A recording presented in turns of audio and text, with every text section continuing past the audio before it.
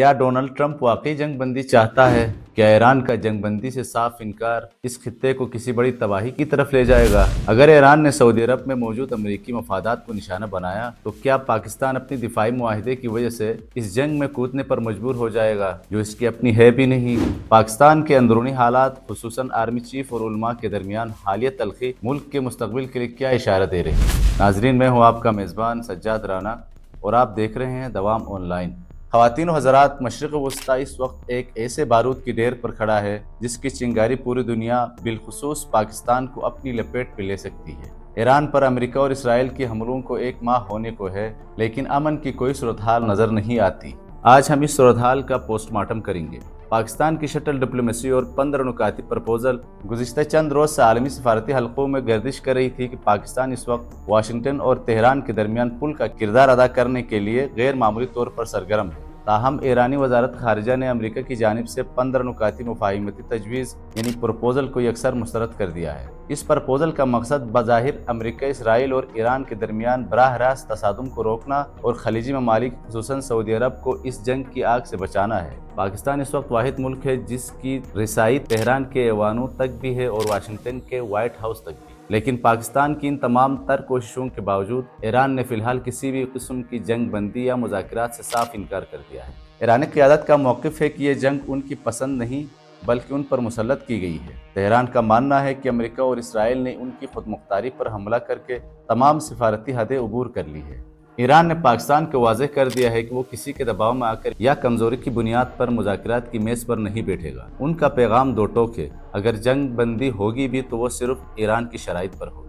یہ صورتحال پاکستان کے لیے انتہائی تشویشناک ہے، کیونکہ اگر مذاکرات ناکام ہوتے ہیں تو اگلا مرحلہ براہ راست علاقائی جنگ ہے، جس میں پاکستان کا بچ نکلنا تقریباً ناممکن نظر آتا ہے۔ تجزیہ نگاروں کا ایک بڑا طبقہ یہ مانتا ہے کہ سعودی عرب کو گزشتہ سال کے ایران اسرائیل تنازع کے بعد ہی اس بات کا ادراک تھا کہ خطہ ایک بڑے تصادم کی طرف بڑھ رہا ہے۔ ریاض کو بخوبی علم تھا کہ اگر ایران پر دوبارہ حملہ کیا گیا تو ایران کا پہلا ہدف وہ خلیجی ممالک ہوں گے جہاں امریکہ کے دفاعی اور معاشی مفادات وابستہ ہیں۔ اب تک کی صورتحال یہ ہے کہ ایران نے انتہائی احتیاط سے صرف ان فوجی اڈوں اور تنصیبات کو نشانہ بنایا ہے جو خالصتاً امریکی ملکیت ہیں، لیکن تہران نے یہ وارننگ بھی دے دی ہے کہ اگر خلیجی ممالک خصوصاً سعودی عرب، متحدہ امارات، بحرین، قطر وغیرہ اپنی سرزمین یا فضائی حدود ایران کے خلاف استعمال جاری رکھی تو پھر ایران ان تمام پروجیکٹس اور مفادات کو خاک میں ملا دے گا جن میں امریکہ کی شراکت داری ہے۔ اس میں سعودی عرب کا ویژن 2030 اور اس کی تیل کی صنعت یعنی ارامکو براہ راست نشانے پر آ سکتی ہے۔ پاکستان اور سعودی عرب کا دفاعی معاہدہ کیا ہے؟ اب سوال یہ پیدا ہوتا ہے کہ اگر خلیج میں ایران اور سعودی عرب کا براہ راست ٹکراؤ ہوتا ہے تو پاکستان کی پوزیشن کیا ہوگی؟ پاکستان اور سعودی عرب کے درمیان ایک اسٹریٹجک باہمی دفاعی معاہدہ موجود ہے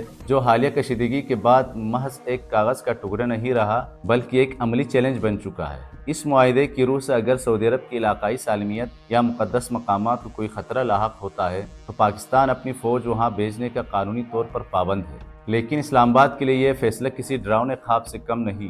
تجزیہ نگاروں کا کہنا ہے کہ پاکستان ہر ممکن کوشش کر رہا ہے کہ وہ اس جنگ کا حصہ نہ بنے جو اس کی اپنی ہے ہی نہیں۔ پاکستان کی عسکری قیادت بخوبی جانتی ہے کہ ایران کے ساتھ سرحد اور اندرونی فرقہ وارانہ توازن کو برقرار رکھتے ہوئے سعودی عرب کی فوجی حمایت کرنا آگ سے کھیلنے کے مترادف ہے۔ اسی لیے آرمی چیف اور وزیر اعظم کے ریاض کے حالیہ دوروں کا اصل مقصد یہی تھا کہ سعودی قیادت کو قائل کیا جائے کہ وہ ایران کے ساتھ براہ راست تصادم سے گریز کرے، کیونکہ پاکستان اس وقت کسی بھی بڑی جنگ کا بوجھ اٹھانے کی سکت نہیں رکھتا۔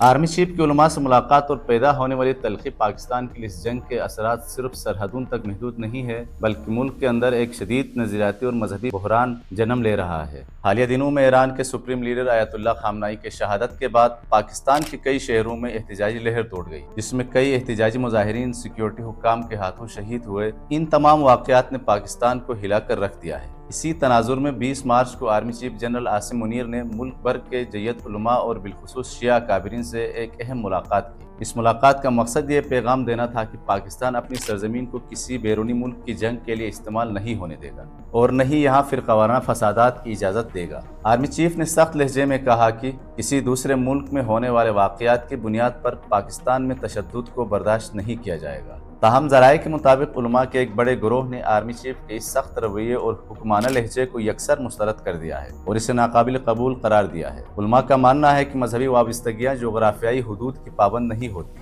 اور ریاست کو عوامی جذبات کو دبانے کے بجائے ایک متوازن خارجہ پالیسی اپنانی چاہیے۔ یہ داخلی تلخی ظاہر کرتی ہے کہ اگر پاکستان نے اس جنگ میں کسی بھی قسم کی فوجی شمولیت اختیار کی تو ملک کے اندر خانہ جنگی جیسی صورتحال پیدا ہونے کا شدید خطرہ موجود ہے۔ پاکستان کی خاموش سفارتکاری کے پیچھے سب سے بڑی وجہ اس کی معاشی تباہی کا خوف ہے۔ پاکستان اپنی ضرورت کا 85% خام تیل درآمد کرتا ہے، جس کا بڑا حصہ خلیجی ممالک سے آتا ہے۔ یہ تمام تر سپلائی آبنائے ہرمز کے ذریعے پاکستان پہنچتی ہے۔ اگر ایران اور سعودی عرب کے درمیان جنگ چھڑتی ہے اور ایران جوابی کارروائی کے طور پر اس بحری راستے کو بند کر دیتا ہے تو پاکستان میں چند ہی دنوں میں پٹرول اور بجلی کا بحران پیدا ہو جائے گا۔ پیٹرولیم مصنوعات اور LNG کی قیمتیں اس قدر بڑھ جائیں گی کہ افراط زر یعنی انفلیشن عوام کی پہنچ سے باہر ہو جائے گا۔ چونکہ پاکستان کی زیادہ تر تجارت سمندر کے راستے ہوتی ہے، اس لیے بحری عدم تحفظ کا مطلب ہے کہ ہماری برآمدات اور درآمدات مکمل طور پر رک جائیں گی، جو پہلے سے ہچکولے کھاتی معیشت کے لیے آخری کیل ثابت ہو سکتا ہے۔ خواتین و حضرات، سچ بات تو یہ ہے کہ پاکستان اس وقت آگے کنواں اور پیچھے کھائی والی صورتحال سے دوچار ہے۔ ایک طرف تاریخی برادر اور معاشی کفیل سعودی عرب ہے،